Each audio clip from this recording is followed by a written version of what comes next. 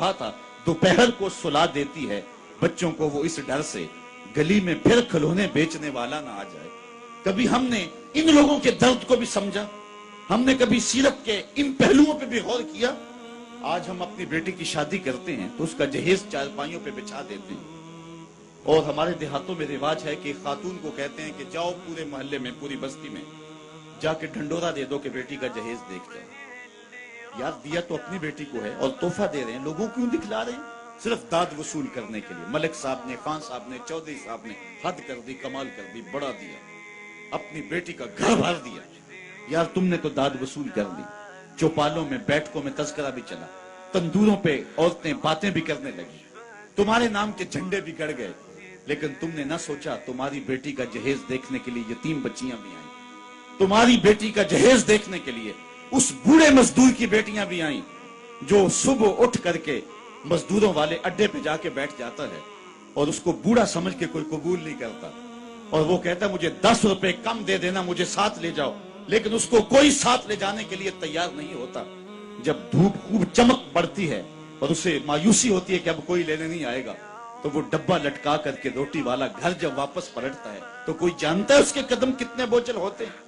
आज वो अपनी बीवी को घर से निकलते कह के आया था कि जो रकम मिलेगी उसका आटा लेकर के आऊंगा, उसका घी लेकर के आऊंगा।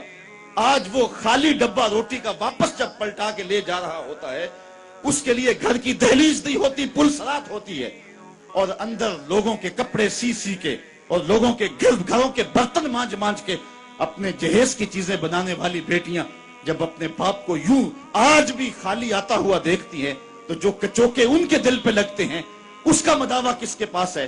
तुमने तो दाद वसूल कर ली, लेकिन तुम्हारी बेटी का जहेज देखने के लिए उस मजदूर की बेटियां भी गई।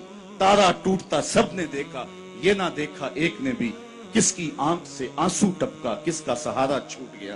काश के उन दर्दमंदों का भी हमने हाल पूछा होता और उन दुखियों के रिश्ते हुए जख्मों पर भी हमने मरहम रखी होती और हुजूर की सीरत के पैगाम को हमने समझा होता, और हम अपनी मुआशरत और अपने इर्द गिर्द के माहौल के अंदर इन चीजों को, अपने मोहल्ले और अपनी गली के अंदर इन चीजों को देखा होता।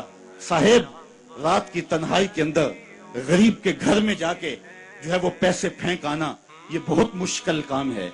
इससे मुआशरे में दाद नहीं मिलती है। लोग जो है वो अखबारात में इश्तिहार नहीं छपाते हैं, ये मुश्किल काम है। इसलिए इंसान इस मुश्किल घाटी नहीं चढ़ता है। अल्लाह ताला सूरतुल बलद में इरशाद फरमाया, फलक्तहा मल अक़बा वमा अदराका मल अक़बा फक्कु रक़बा। अल्लाहु अकबर। ओ इतआमुन फी यौमिन ज़ी मस्ग़बा। ये मुश्किल घाटी है।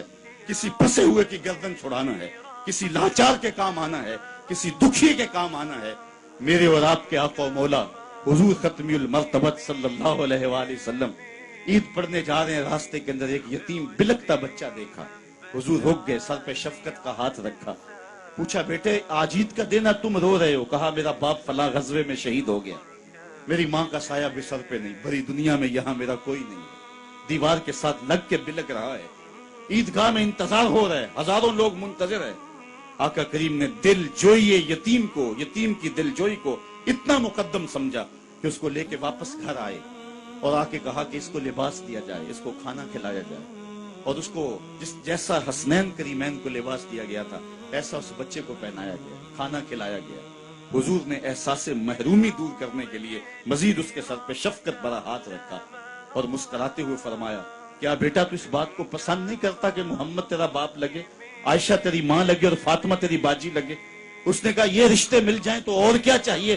कहा आज के बाद ये तेरे रिश्ते ठहरे। एक उंगली से हसनैन को लगाया है, एक उंगली से वो यतीम बच्चा है। हुजूर ईदगाह की तरफ बढ़ रहे हैं और भी बच्चे अपने माँ बाप के साथ जा रहे हैं।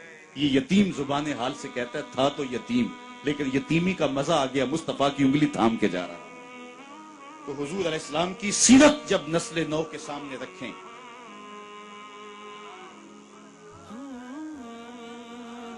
आज सिसकती इंसानियत की बात होती है तो आज दुनिया इसकी बात करती है। तो आइए अपने आका की सीरत को इस रूप के अंदर देखें और पढ़ें और उसकी खुशबू को फैलाएं और नस्ल नौ को बताएं कि आका करीम अलैहिस्सलातु वस्सलाम किस तरह दुखियों के दर्द बांटने वाले थे और लाचारों, यतीमों और मिस्कीनों के किस तरह काम आने वाले थे। समालुल यतामा इस्मतुल लिल अरामल, बेवाओं के आसरे थे اور غریب ہو کے یتیم پرور تھے.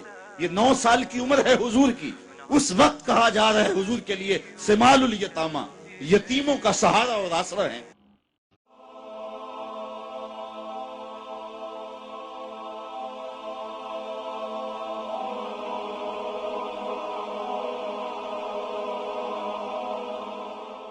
ایمان کی کرن، ہدایت کی شمع، رسالہ